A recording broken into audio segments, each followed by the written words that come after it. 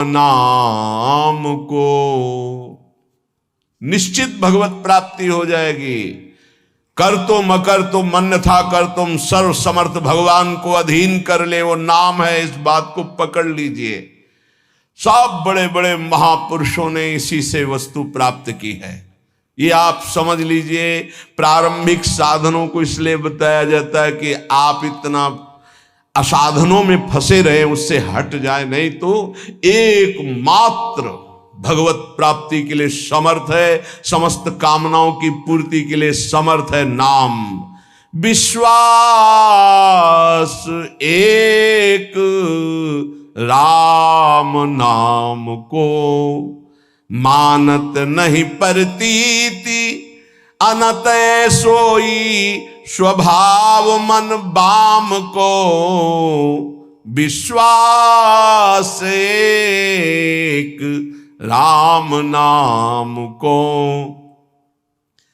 पूरे जीवन में जो साधना हुई उसका फल ये हुआ कि नाम में विश्वास हो गया कि जो कुछ है वो सब राधा राधा राधा।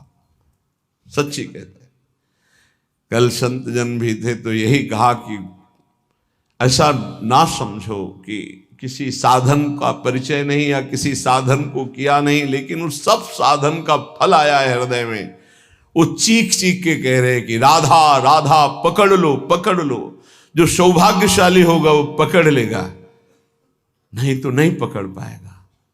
पक्का समझ लीजिए पूरे जीवन का सार। गोस्वामी जी कह रहे, मैं भगवान शंकर को साक्षी करके कहता हूं, मेरी जबान गल जाए यदि रा और मां के सिवा, मैं जरा भी झूठ बोल रहा हूं, ये मेरे माई बाप है, इसी से मुझे सब कुछ प्राप्त हुआ है। परम भगवदाकार वृत्ति में स्थित महापुरुष। एक बार अकबर ने सुना गोस्वामी तुलसीदास जी की महिमा, तो कितना भी वो राजमद तो होता ही है, बुलाओ उनको और हमारी सभा में आकर चमत्कार दिखाएं।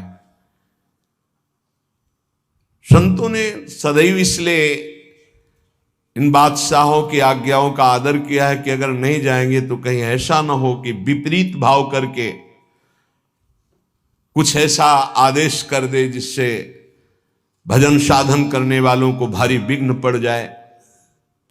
मति है, राजमद है, कहीं उल्टा आदेश ना हो जाए। अपने लिए नहीं, अपने धर्म में चलने वालों के लिए। गोस्वामी जी गए। उसने कहा, दिल्ली में था उस समय, उसने कहा कि कोई चमत्कार दिखाओ, आप सिद्ध हिंदू फकीर हो, कोई चमत्कार। कहा, हमें तो राम राम राम, इससे ज्यादा कोई चमत्कार ही नहीं आता है। फिर कहा, आप कोई चमत्कार दिखाइए, आप सिद्ध फकीर हैं तो कोई चमत्कार दिखाइए। उनका हाथ जोड़ के कहता हूं, मुझे कोई चमत्कार नहीं आता, मैं तो सिर्फ राम राम राम यही जपता हूं। बोले, आप जान रहे हो किससे बात कर रहे हो? हाँ, आप बादशाह हैं। बोले, आपको दंड भी दे सकते हैं? तो बोले, दे सकते हैं, बस राम राम, इससे आगे मैं जानता ही नहीं कोई चमत्कार। बंद कर दो उन्हें, जेल में बंद कर दो। वो ये परीक्षा करता था, जब सिद्ध चमत्कार कोई निकल आता था तो घुटने टेकता था, अन्यथा बादशाह तो था ही। बड़े बड़े संतों को बुलाया है और उनसे चमत्कार की बातें कही। गोस्वामी जी को जब जेल में बंद किया तो उन्होंने हठीले हनुमान जी का स्मरण किया कि देखो भाई, हमें तो कोई चमत्कार आता नहीं महाराज, आप जानते हो, वो आपके हम दास हैं, और स्वामी की बेइज्जती आपको भी पसंद नहीं आएगी। सब कहते हैं कि गोस्वामी सियाराम का दास है और आप भी सियाराम के दास हैं महाराज, अब आप देख लीजिए। करोड़ों असंख्यों न जाने कहां से बानर प्रकट हुआ कि ऐसे एक एक कंगूरा पकड़ करके बिल्डिंग उखाड़ उखाड़ के फिर विध्वंस शुरू हो गया। हनुमान जी महाराज का आदेश, अष्ट सिद्धि नौ निधि के दाता है, ऐसा जानकी जी ने वरदान दिया था। देर नहीं लगा, हाहाकार मच गया पूरी दिल्ली में। बादशाह से कहा, चमत्कार शुरू महाराज, आपके जितने भी अंगरक्षक सैनिक जो सब महल के उठा उठा के पटक रहे हैं बानर, और न जाने कितने कंगूरे गिरा दिए हैं, बिल्डिंगें विध्वंस हो रही। मना लो महात्मा को, नहीं कुछ ही मिनट में पूरी दिल्ली को भी ध्वंस कर देंगे आपके जितने महल हैं। तुलसीदास जी के चरणों में गए, प्रणाम के बोले पहले चमत्कार दिखा दे। बोले अब भी कह रहा हूं, कोई मेरा चमत्कार नहीं, हम सिर्फ राम राम जानते हैं। ताज उतार के रख के चरणों में बड़े सम्मान से विदा किया। केवल नाम, विश्वास एक राम नाम को। एक ऐसे महापुरुष हैं गोस्वामी तुलसीदास जी, हृदय से कहता हूं, जो प्रेम में, ज्ञान में, वैराग्य में, योग में सबसे बढ़े चढ़े हैं।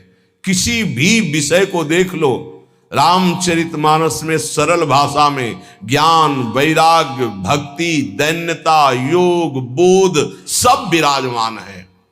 बड़े अद्भुत महापुरुष। दैन्यता की तो मूर्ति और ज्ञान के समुद्र है, और वैराग्य की चरम सीमा है, चरम सीमा। और अनुराग का तो कहना ही क्या है। कह रहे मानत नहीं परतीति, ये कोई विश्वास नहीं कर पा रहा नाम पर। एक माया का ऐसा प्रभाव है, क्योंकि नाम पे विश्वास हो गया, काम बन गया। जितने महाभागवत भक्तों के चरित्र हैं आप पढ़कर देख लीजिए, सब नाम प्रेमी पाए गए। और जहां नाम नहीं है तो वहां देखा है सब साधन करने पर भी प्रमाण है कि एक नहीं लाखों प्रमाण ऐसे मिले हैं। कल भी आपको बताया था, ऐसे आए, बहुत सुंदर साधन चल रहा है, लेकिन उनका प्रश्न था, मेरा मन चंचल और अशांत है। बस सरल भाषा में समझ लीजिए। एक उदाहरण दे चुके सत्संग में कई बार कि एक संत ने प्रेत सिद्ध किया, गुरु प्रदत्त मंत्र से। प्रेत प्रकट हुआ और कहा कि हमें काम बताओ, नहीं हम उठा के पटक देंगे। तो जहां काम बताते चट कर देता वो। अब काम बताओ, नहीं उठा के पटक देंगे। वो परेशान हुए, बोले 2 मिनट तुम इस काम को बराबर करते रहो, मैं आ रहा हूं। गुरुजी के पास गए, बोले तो आफत हो गया। वो कह रहा काम बताओ, नहीं तो उठा के पटक देंगे। तो वो काम बताओ, पटकने का नंबर कैसे आएगा, एक खंबा गाड़ दो, उसे कहो चढ़ो उतरो, जब और काम होगा तो बताएंगे इसी में चढ़ो उतरो। हाँ, तो जानते हो प्रेत कौन है? मन। अगर इसको काम में नहीं लगाया तो उठा के पटक देगा किसी विषय में ले जाके। क्या करो, नाम का खंबा गाड़ दो, राधा राधा राधा, चढ़ो उतरो, राधा राधा राधा। जब कोई काम होगा तो बताएंगे राधा राधा राधा, सिद्ध हो जाओगे। नहीं उठा के पटक देगा काम में, क्रोध में, लोभ में, मोह में, मद में, मत्सर में। इसके बहुत तरीके हैं, समझ ही नहीं पाएगा।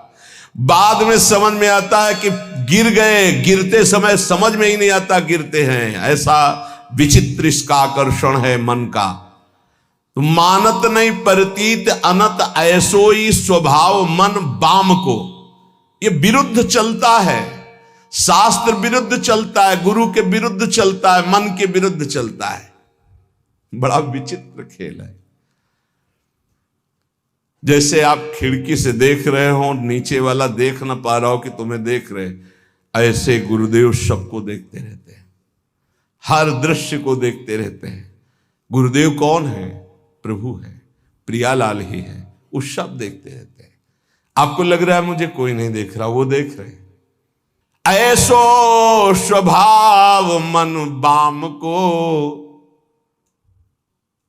हरि की गुलामी छोड़कर, हरि की दास्ता को छोड़कर, रुपये की, भोगों की, नाना प्रकार की वासना की गुलामी स्वीकार करता है, वो कभी गुरु का शिष्य नहीं हो सकता, गुरु का पट्टा नहीं हो सकता। गुरु मेहरबान, चेला पहलवान। यदि गुरु की कृपा है तो काम, क्रोध, लोभ, मोह, मद, मत्सर धज्जियां उड़ाता है, वही उपासक है। जो घुटने टेक कर भोगों में बैलेंस बना के चलते हैं, वो गुरु कृपा पात्र नहीं होते। वो ऐसो ही स्वभाव मन बाम को, बाम विरुद्ध आचरण करना, मुंह छुपाते हैं, कहीं गुरु की दृष्टि न। वो देख रहे, वो ऐसी जगह से देख रहे हैं जहां तुम्हारी दृष्टि नहीं, वो एक एक चाल देख रहे। वो छुप के सोचता है कि मैं निकल गया वो देख नहीं पाए, और तुम्हारा छुपना तुम्हारा निकलना वो सब देख रहे थे, पर वो मुस्कुरा रहे थे। बेटा ये तुम अपने आप को फंसा रहे हो, कहीं और कोई छल कपट नहीं कर रहे, अपने आप का नाश कर रहे हो। अगर तुम इस तरह से अपने जीवन को व्यतीत करने को ठाना था तो ये कंठी और तिलक, ये भगवत मार्ग क्यों स्वीकार किया था? खूब संसार में राग रंग में मगन कौन किसको देखता है? यदि तुम्हारे ऊपर कृपा हुई है तो सही मार्ग का अनुसरण करो, विरुद्ध मार्ग क्यों स्वयं अपने हृदय में क्यों बैठाले हुए हो? स्वयं पतन के मार्ग में क्यों जा रहे हो? पर गोस्वामी जी कह रहे मेरे कुटिल मन का स्वभाव बन गया है कि इसे विश्वास नहीं हो रहा प्रभु के नाम पर, और ये विरुद्ध चल रहा है। आगे कह रहे, देखो बहुत ऊंची बात कह रहे हैं, बस पकड़ ले। उन महापुरुष ने बताया कि मैं वेदांत का अनुशीलन करता हूं, तो पढ़िबो पर्यो न छठी छमत ऋगु जजुर अथर्वन साम को, व्रत तीरथ तप सुनि सहमत पची मरे करे तन छाम को, विश्वास एक राम नाम को। पकड़ लो भाई। कह रहे ये पढ़िबो पर्यो न छठी छ न्याय शास्त्र वैशेषिक सांख्य योग मीमांसा वेदांत, ये छह, और ऋगु जजुर अथर्वन साम, ऋग्वेद यजुर्वेद अथर्वेद सामवेद, ये चार वेद। बोले मेरे छठी में भी नहीं रखा गया इनको, मैं वो अनन्य निष्ठ नाम का हूं। अब भाव दूसरा इसका लीजिए कि जो चारों वेदों को कंठस्थ किए हैं और छह न्याय वैशेषिक सांख्य योग मीमांसा वेदांत का संपूर्ण ज्ञानी है, लेकिन वो नाम जप नहीं करता है। बस ये बात हमने देखी है, ये देखी है, इसी में चले हैं। नाम जप नहीं करता और व्रत भी करता है, तीर्थ भी स्नान करता है, तपस्या भी करता है, तो सुनि सहमत पचि मरे करे तन छाम को। पच पच के मर जाए तो भी वो अपने मन को भगवदाकार नहीं कर सकता। ये पक्का। ये भाई शायद है आप लोगों में कोई ऐसा हो जो इनमें प्रवेश पाए हो, ऋग्वेद सामवेद अथर्वेद यजुर्वेद या न्याय शास्त्र वैशेषिक शास्त्र सांख्य शास्त्र योग शास्त्र मीमांसा शास्त्र वेदांत शास्त्र, इसके बाद व्रत तीरथ तप सुनि सहमत पचि मरे करे तन छाम को। वो व्रत भी करते थे, रोज गंगा स्नान, रोज देवाराधन, रोज वेदांत अनुशीलन, बड़े अच्छे वयोवृद्ध हो चुके। फिर उन्होंने कहा मैं पर्दा करके नहीं बोल रहा हूं, खुला बोल रहा हूं, सच्ची बोल रहा हूं कि मेरा मन बहुत चंचल है और अशांत है। धन्य है इस समय जो गोस्वामी जी कह रहे हैं कि सहमत पचि मरे करे तन छाम को, चाहे उपवास करके शरीर छीड़ कर दे, पच पच कर मर जाए तो भी बिना नाम जप के स्थिति नहीं आ सकती। पक्का, इसलिए पक्का कि इसी मार्ग में चला, इसी मार्ग में। जैसे कागभूषुंड जी महाराज कह रहे कि सकल कर्म कर थक्यो गोसाई और सुखी न भयो आजु की नहीं, पायो परम विश्राम राधा राधा राधा। कह रहे कि चारों वेद कंठस्थ हो, छयो ये खूब व्रतानुष्ठान करके शरीर सुखा दिया हो, तपस्या करके पच पच के मर जाए, फिर भी वो स्थिति नहीं आएगी जो नाम से आती है। यदि नाम नहीं तो वो स्थिति नहीं, पक्का। ये बहुत जगहों में देखा। एक बहुत सुप्रसिद्ध भारत लेवल के महापुरुष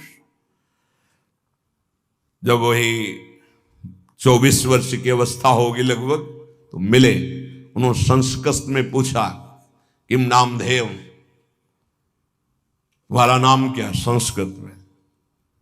तो आनंद स्वरूप उस समय ब्रह्मचर्य का पूर्णता होकर महावाक्य में, तो व्याकरण कितना पढ़े हो? कभी गए ही नहीं, पाठशाला ही नहीं गए व्याकरण की, तुम्हें संस्कृत का कैसे ज्ञान है? नाम के प्रभाव से। ये सब कोरी श्रद्धा वाली बातें मुझे नहीं पसंद है। वेदों का स्वाध्याय करो, शास्त्र स्वाध्याय करो, विद्वान बनो। अभी तुम्हारी नई अवस्था है, तुमको हाथ उठा के कहता हूं, आजीवन अपना व्रत है कि केवल नाम ही हमारा जीवन है। अब इसके आगे हम कुछ पढ़ना नहीं चाहते। आज जो आप सुन रहे हो, ये वेदांती की नहीं बात सुन रहे हो, ये आप किसी व्याकरणाचार्य की बात नहीं सुन रहे हो, किसी शास्त्री और आचार्य की बात नहीं सुन रहे हो, एक गांव में पढ़े हुए एक कक्षा 9 के स्कूल की विद्यार्थी की बात सुन रहे हो। ये केवल नाम का प्रभाव है, जो हमें खुद पता नहीं कि हम क्या बोलने वाले हैं। एकांतिक में एक आए थे जिनकी इतनी डिग्रियां थी संस्कृत की केवल, और शंकराचार्य आदि को जो उन्होंने पढ़ाया है, कई शंकराचार्य उनके ऐसे झुके हुए और वो ऐसे किए हुए गुरु पद पर। इधर है तिरुपति बालाजी के वो आचार्य और सब आए। वो कह रहे थे कि आपका प्रवचन सुन करके बस इतनी इच्छा हुई कि एक बार दर्शन करें कि हमारा प्रवचन, इतनी डिग्रियां, इतने बड़े। तो ये हमारा प्रवचन नहीं है, ये नाम का प्रताप है, बस केवल नाम का प्रताप। सत्य मानो, विश्वास कर लो। गोस्वामी जी कहते कि बस ये मानत नहीं प्रतीति अनंत ऐसो इस स्वभाव मन बाम को, ये पकड़ नहीं पा रहा। खुली बात रखी, कोई ऐसा ज्ञान नहीं है जो यहां स्फुरित ना हो जाए यदि नाम चल रहा है। किसी भी जिस क्षेत्र की कभी चर्चा नहीं सुनी, कभी गए नहीं, कभी देखा नहीं, उसका प्रश्न होता है और ऐसा श्री जी उत्तर दे देती है कि बाद में पूछते कोई संशय? बोले कोई संशय नहीं। और जब हम उसको उत्तर सुनते हैं खुद, तो हम श्रोता बन के सुनते हैं, वक्ता कोई और था। केवल नाम नाम मान लीजिए। तो कह रहे करम जाल कलिकाल कठिन, आधीन सुसाधित दाम को, ज्ञान विराग जोग जप तप भय लोभ मोह को काम को। गजब कर दिया। गोस्वामी जी कह रहे हैं ये सब साधन करके पच पच करके मर जाओ, अगर नाम जप नहीं कर रहे तो जो स्थिति चाहिए वो नहीं आएगी। कर्मकांड कर लो, कलयुग है, धन की ही लालसा रखोगे, जो बोलोगे जो करोगे उसके अंतर में होगा धन। भगवान की चर्चा, भगवान का नाम, भगवान की महिमा अमोघ अनंत। तो तुमको कहां विश्वास है प्रभु पर? तुम किसी व्यक्ति के देने से चल रहे हो, प्रभु पर यही ज्ञान विराग हम नहीं कह रहे, गोस्वामी जी कह रहे, जोग जप तप भय लोभ मोह को काम, करम जाल कलिकाल कठिन, आधीन सुसाधित दाम को, विश्वास एक राम नाम को। ये दशा क्यों है? विश्वास नहीं है प्रभु पर। किसी ने प्रश्न किया एकांतिक में कि मैं भगवत चर्चा करता हूं, नाम कीर्तन करता हूं, उसके बदले में भेंट लेता हूं और परिवार का पोषण करता हूं, क्या दोष है? कदापि नहीं। तय मत करो। आप नाम कीर्तन भगवत चर्चा करते हो, अगर उसमें चढ़ गया उससे परिवार का पोषण करो। लेकिन अगर जबान से हमने 1 घंटा कीर्तन किया और कह दिया कि हमें 100 रुपया दे दो, तो हमने 1 घंटा कीर्तन की कीमत 100 रुपये में बेच दी। ये नहीं करना, हमें तय नहीं करना। कौन मानने के लिए तैयार है बात? वही जिसको भरोसा केवल प्रभु का है। ये नहीं कि ऐसे प्रवक्ता थे नहीं या है नहीं।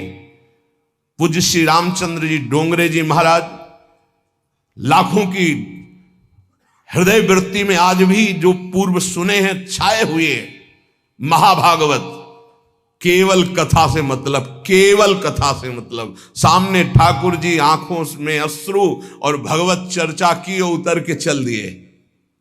जो कभी कुछ चढ़ा तो जहां चढ़ा वहीं वो जिन्होंने करवाया वो जाने, वो गौ सेवा में लगाए, मंदिर में लगाए, वो कभी ऐसे कभी एक नहीं।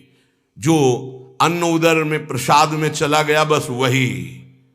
भगवान सबका भरण पोषण करते हैं, भगवान पर विश्वास। बेचे ही वेद धर्म दुइले ही, इसका कहीं भी स्थान नहीं है। ए श्री कृष्ण देने वाले, विश्वास कर लो, विश्वास श्री कृष्ण देने वाले हैं। कह रहे, ये गोस्वामी जी कह रहे कि आज का ज्ञान भी दाम पे आधारित है। ज्ञान भी थोड़ा बुरा लगेगा, कड़ुआ लगेगा, महापुरुषों के वचन है, पर बुरा और कड़ुआ अगर हम छुपाते चले जाएंगे तो सत्य को कौन समझेगा। ये सत्संग है।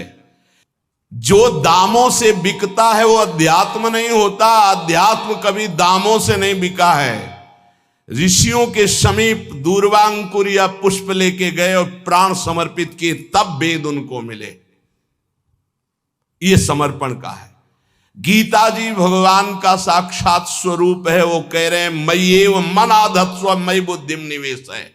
मेरे में मन अर्पित करो, बुद्धि अर्पित करो, तुम मेरे में वास करेगा। भगवत प्राप्ति का सीधा सरल उपाय। भगवान एक दान मांग रहे हैं कि तुम मन बुद्धि मेरे को दे दो, बस वही बात है। मन बुद्धि को लगाने के लिए भगवत चर्चा हो रही और भगवान हमें देख रहे हैं कि हमारा परिवार है, हमारी कुछ सेवाएं हैं, तो उनको विश्वंभर विश्वनाथ स्वयं पूर्ण करते हैं। ऐसा कभी नहीं हो सकता कि भगवत आश्रित और वो भटके, ऐसा कभी नहीं हो सकता। हाँ, वासनाओं की पूर्ति की बात अलग है। आवश्यकता की पूर्ति चराचर जगत की मेरे नाथ करते हैं, आवश्यकता की पूर्ति।